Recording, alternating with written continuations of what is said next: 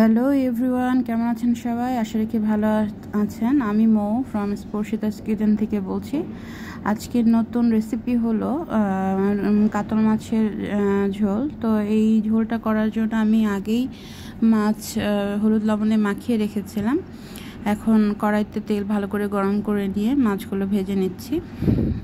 এই কাতল মাছের কারিতে আজকে আমি শুধু আলু ব্যবহার করেছি। এটা একটু গামাখা ঝোল হবে। তো এই তরকারিতে আমি শুধু আজকে আলুই ব্যবহার করছি এবং এটা খুব বেশি ঝোল ঝোল হবে না, গামাখা একটা রেসিপি। তবে বেশ ভালো লাগে খেতে। দেখুন, আশা রাখি রেসিপিটি ভালো লাগবে। তো আমি মাছগুলো এপিট ওপিট করে একটু লাল করে ভেজে নিচ্ছি।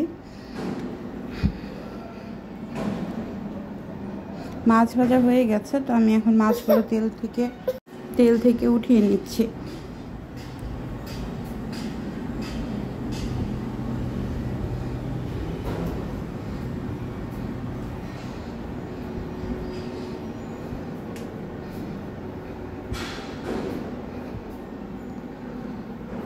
মাছ ভাজার এই তেলের মধ্যে আমি দুটো শুকনো মরিচ ভেঙে নিয়েছি আর গোটা জিরা ফোড়ন দিয়ে দিলাম, সাথে দিলাম 3টা কাঁচামরিচ।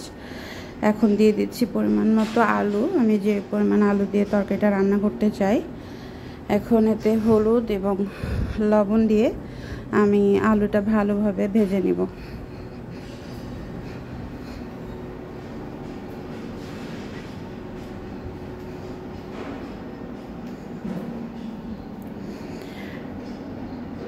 আলুগুলো ভালো করে ভেজে নিচ্ছি একটু লালচে করে, যেহেতু গা মাখা তরকারি করব সেজন্য।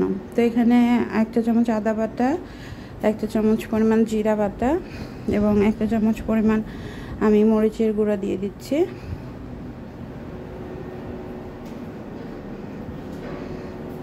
আর এখানে আলাদা বলতে আমি আজকে 1 চা চামচের একটু কম হবে, আমি সাদা গোলমরিচ গুঁড়া দিয়ে দিয়েছি, যেটা এই তরকারির স্বাদকে একটু অন্যরকম করবে।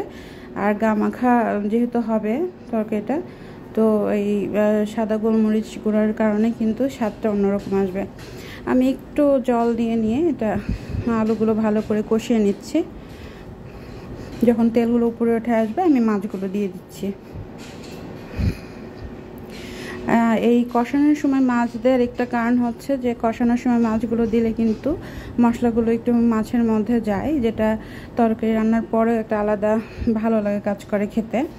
তো এখানে আমি গরম জল দিয়ে দিলাম পরিমাণ মতো, যেহেতু আজকের তরকারিটা আমি মোটামুটি গামাখা করব, খুব বেশি ঝোল রাখবো না। তো একটু কম পরিমাণ গরম জল এখানে আমি অ্যাড করেছি। এখন তরকারিটা ফুটে উঠেছে, এখানে আমি 1 চা চামচ পরিমাণ গরম মশলা গুঁড়া দিয়ে দিলাম। আমার তরকারি প্রায় হয়ে আসছে। আমি অল্প আছে এটা দিয়ে রেখেছি যাতে তেলগুলো উপরে উঠে আসে। এই তো আমার রান্না মোটামুটি শেষ। আমি এখন রান্নাটা নামাই নিব। আজকের কাতল মাছের তরকারি এই তো হয়ে গেল আমার আজকের রেসিপি। কেমন লাগে আপনাদেরকে জানাবেন। ধন্যবাদ সবাইকে পাশে থাকার জন্য। ভালো থাকবেন সবাই।